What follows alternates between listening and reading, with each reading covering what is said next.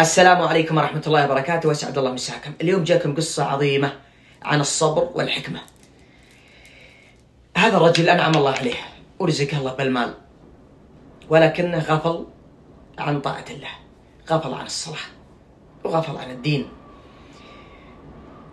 هذا الرجل بجنب بيته مسجد، هو ما يصلي، ما يروح المسجد، فصار يضايق الناس اللي يصلون في المسجد. أنتم زحمتوني، أنتم أزعجتوني، أنتم تمرون عند بيتي، أنتم. فبعد فترة شد وسكن في حي ما في مسجد، سكن في حي ما في مسجد، اشترى له قصر وسكن في هذا الحي.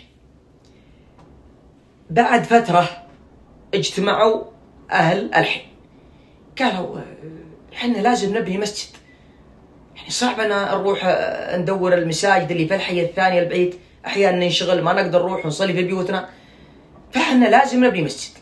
قالوا خلاص خلونا نتفق ونشوف مكان المسجد ونجمع المبلغ كله ونقطه. فبنوا في أرض قريبة من بيت التاجر هذا اللي شد من عند المسجد وجابها الحي هذا عشان ما في مسجد. اجتمعوا وبدوا في بني المسجد، ونقص عليهم دراهم 160,000، وما عاد عندهم شيء. قالوا لازم لنا نشوف لنا طريقة. قال واحد منهم أنا عندي طريقة، نبي نحطها أسهم، 16 سهم، كل سهم ب10,000، كل سهم ب10,000 تصير كلها 160,000، وكل واحد منا ياخذ سهم ويروح له للخير والناس اللي يعرفهم ويجمع من عندهم 10,000. اتفقوا كل واحد أخذ السهم. قال واحد منهم أنا بروح للتاجر هذا. قالوا الله يرحم والدينك، هذا شادنا من الحي كله عشان يبعد عن المسجد، رجال ما يصلي، يبي يعطيك شيء عشان تبني بالمسجد، مستحيلة. قال ما لكم فيه شغل، أنا أتحمل كل شيء، أبى أروح له، إن جاء من الشيء أبرك الساعات، وما جاء من الشيء أهل الخير واجد. راح له، طق الباب، فتح التاجر الباب، السلام عليكم. وعليكم السلام. حكى له السالفة، قال احنا عندنا مسجد نبنيه ونبغى منكم مساعدة، والمسجد قريب منك، يعني أنت أولى من غيرك وأولى من غيرك بالخير. قال التاجر مد يدك، وهو يمد يده، والتاجر يتفل عليها، وهو يرد يده وهو يمسحها في ثوبه بدون ما يتنفرز ولا يقول شيء، ويمسحها في ثوبه. قال هذا حقي عندك، لكن حق الله سبحانه وتعالى عليك وين هو؟ يوم قال الكلمة هذه والتاجر يتلخبط، والتاجر يرتبك، بغى يدخل، بغى يتقدم. قال وش تقول؟ قال أقول التفلة اللي تفلتها في يدي حقي عندك، لكن حق الله سبحانه وتعالى عليك وين هو؟ ويسكت شوية، جاء زي الرعشة، سبحان الله العظيم. قال ادخل ادخل ادخل، وهو يدخل معه، ويوم دخل معه وهو يروح للسيارة وهو يطلع الشيك. قال كم المبلغ اللي يحتاجه المسجد؟ قال 160,000، لكن احنا سوينا سهم، كل سهم ب10,000، وكل واحد منا أخذ سهم.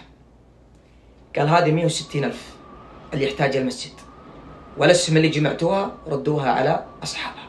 سبحان الله العظيم، سبحان غير الحوال. هذا الرجال أخذ المبلغ ووداه الربع اللي مجتمعين في قبطية المسجد، وبنوا المسجد. بعد ما بنوا المسجد وخلص المسجد، صار هذا التاجر من أول المصلين. سبحان الله العظيم، سبحان غير الحوال. هذه القصة فيها عبرة عظيمة. شوفوا، لو ان الرجال اللي جاء عند التاجر يوم تفل عليه التاجر زعل وضرب التاجر، وش اللي بيصير؟ ممكن تصل للقتل، بدل ما يكون عمل خيري يصير شر، وممكن تصير مشاكل ما لها نهاية.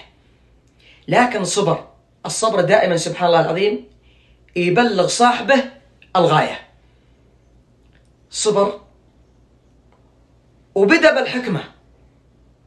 سبحان الله العظيم، سبحان الله اللي ألهمه هذا الكلام اللي قاله ولو أنه مختصر لكن فيه الحكمة البليغة، صار السبب الأول في رجوع هذا الشخص لله سبحانه وتعالى، وصار السبب في دفع المبلغ كله الباقي 160,000. سبحان الله اللي يهدي من يشاء. يا أخواني وأخواتي، تعاملوا بالصبر والحكمة أثناء الغضب، تعاملوا بالصبر والحكمة. لا يمكن يندم شخص تعامل بالصبر والحكمة. شوف هذا الرجل لو ما تعامل بالصبر والحكمة كان صارت مشاكل ما لها نهاية، لكن الصبر والحكمة غيرت حال هذا التاجر ورجع الله سبحانه وتعالى، وصار رجوعه كله خير، دفع المبلغ كامل المتبقي. فأوصيكم وأوصي نفسي بالصبر والحكمة أثناء الغضب وفي كل شؤون حياتنا.